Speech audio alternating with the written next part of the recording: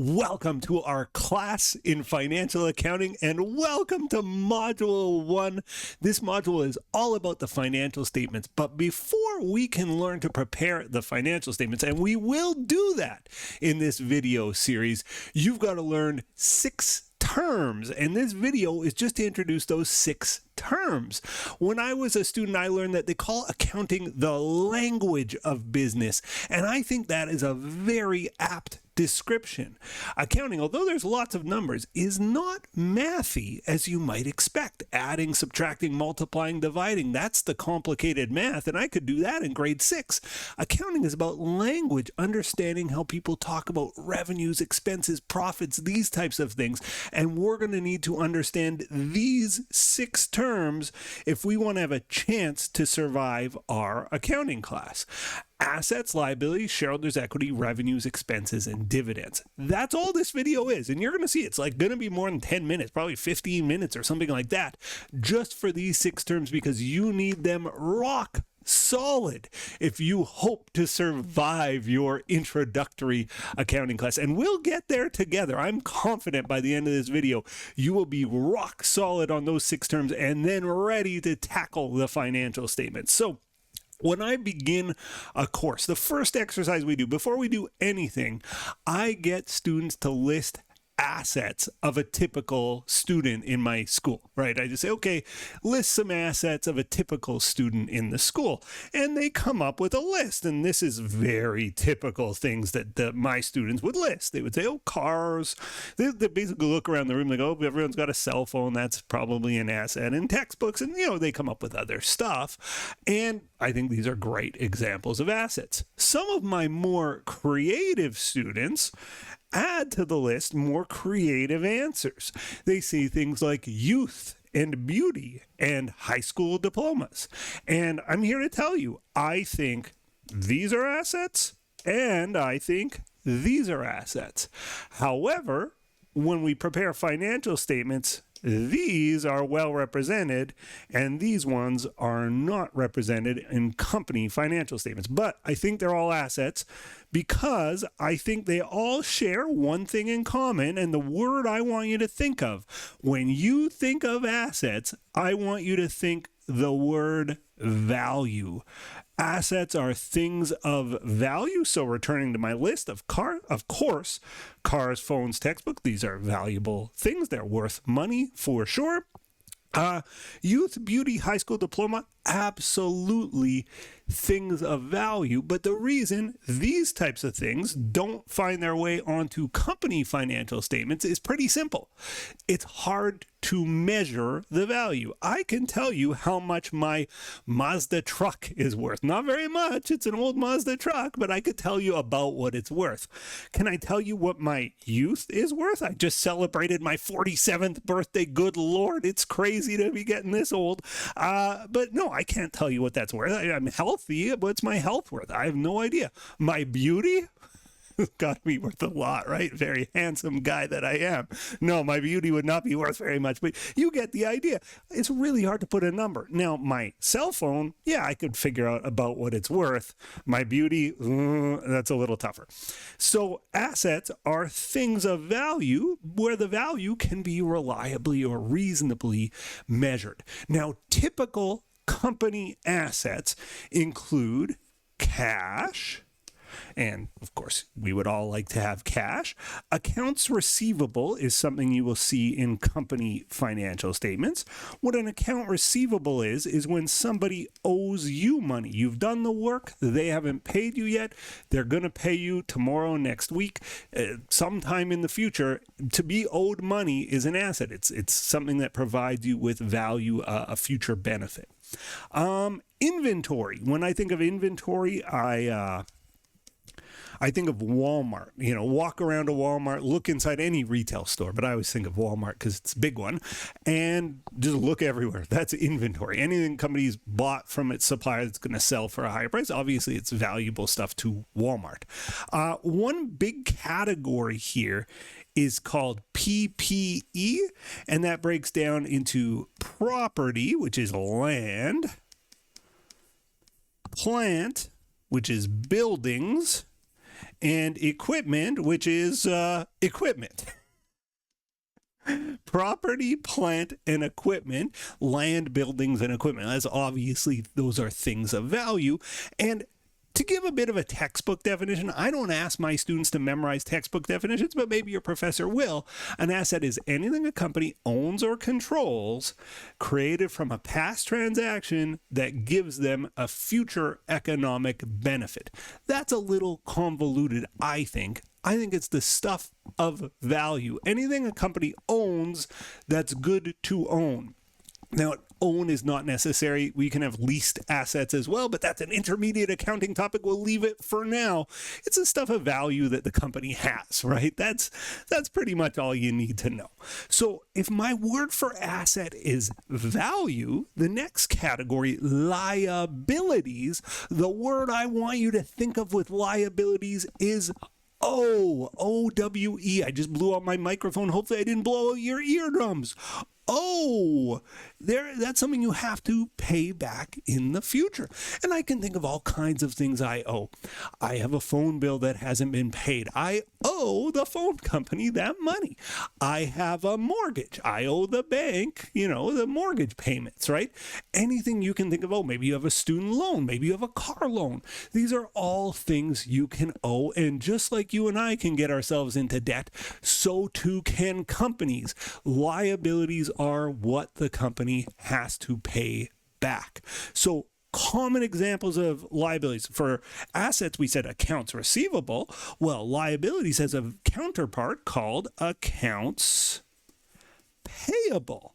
And an account payable is an unpaid bill. The phone bill is a perfect example, or a utilities bill, your heating or electricity bill, right? An unpaid bill is an account payable, and that's a very typical liability. Companies get bills just like you and I do.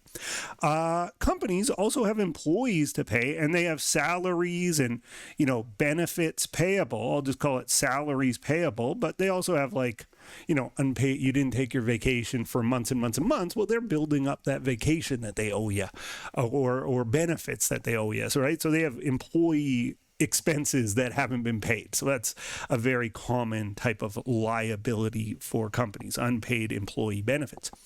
What else could there be? Well, there's a big category called notes payable. And a note is just essentially a contract, right? So it's like I signed a piece of paper saying I promise to pay them back. So that's bank loans, mortgages, car loans would all sort of fit under notes payable. I'm just going to say bank loans, mortgages, but we could have car loans. We could have just loans between companies, etc. Like these debts, right? It's just debts, the traditional, we sign a piece of paper saying I promise to pay you back.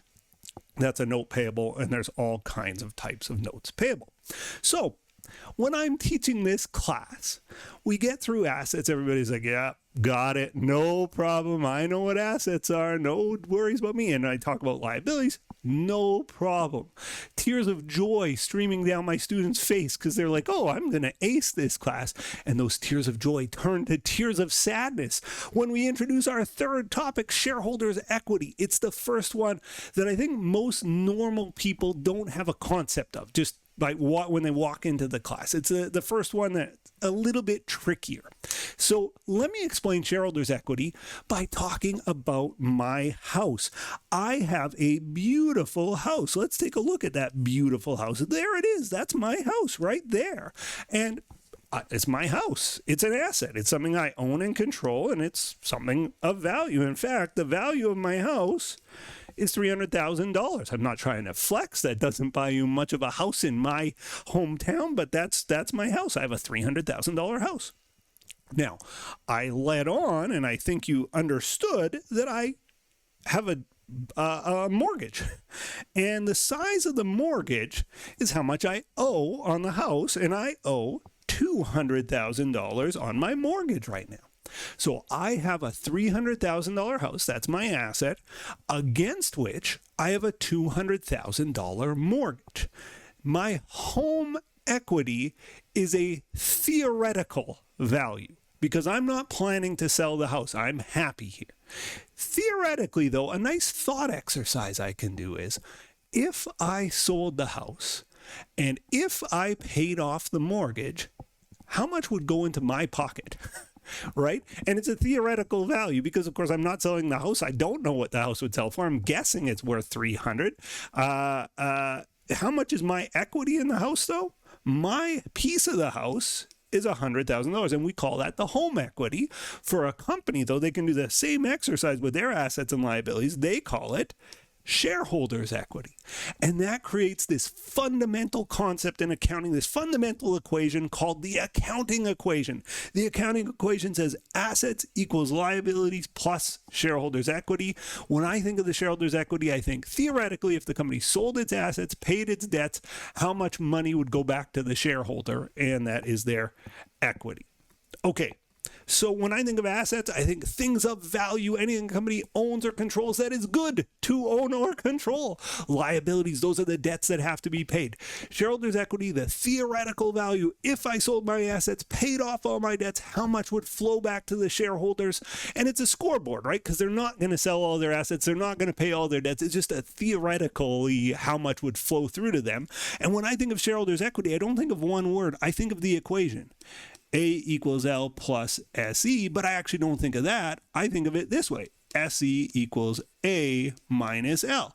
If I took all my assets, sold them off, paid off all my debts, how much would go to my shareholders? The two accounts here that I want you to be concerned with on day one of our accounting class, and we're in day one, maybe we're in day 0. The two accounts I want you to think about here are common shares and retained earnings. Remember what shareholders' equity is. It's the shareholders' piece of the company. It's the thing that measures the shareholders' piece of the pie. And so common shares are when the shareholder buys into the company, they get common shares to signify, hey, this is your piece of the pie. This is what you bought in for. And retained earnings is when the company's making lots of money. The money that the company makes, the profits the company makes, belongs to the shareholders. So we'll talk more about retained earnings in a second. But for now, just know, okay, key equity accounts are common shares, retained earnings. We'll introduce more. There's preferred shares. There's all kinds of other equity accounts. But on day one, these are the two that you need to know. Okay, let's get into our final 3. I'll go quicker with these 3. Revenues, expenses, and dividends. Then I'll return to that retained earnings account in a second. Revenues, the word I want you to think of with revenues is the word earn. Earn.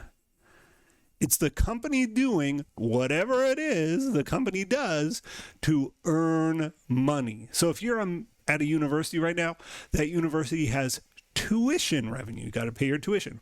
Walmart has sales revenue. Your landlord, if you pay rent to somebody, they have rent revenue, right? You're paying them rent. They have rent revenue. These are the company doing whatever it is the company does to earn money. Expenses are costs. Whoa, that was messy. Let's try that again. So when we think about costs of a company, think about a university. What are the costs of a university? Well, they got to pay to keep it heated or cooled in the summer, the heating and air conditioning. It's a utilities cost. University would have a utilities expense. If you walk through the hallways and it's clean, well, surely there's a maintenance expense. If something breaks, it's repaired. There's a repair expense. I work for the university. I don't do it for free, right? I love my job, but I don't do it for free.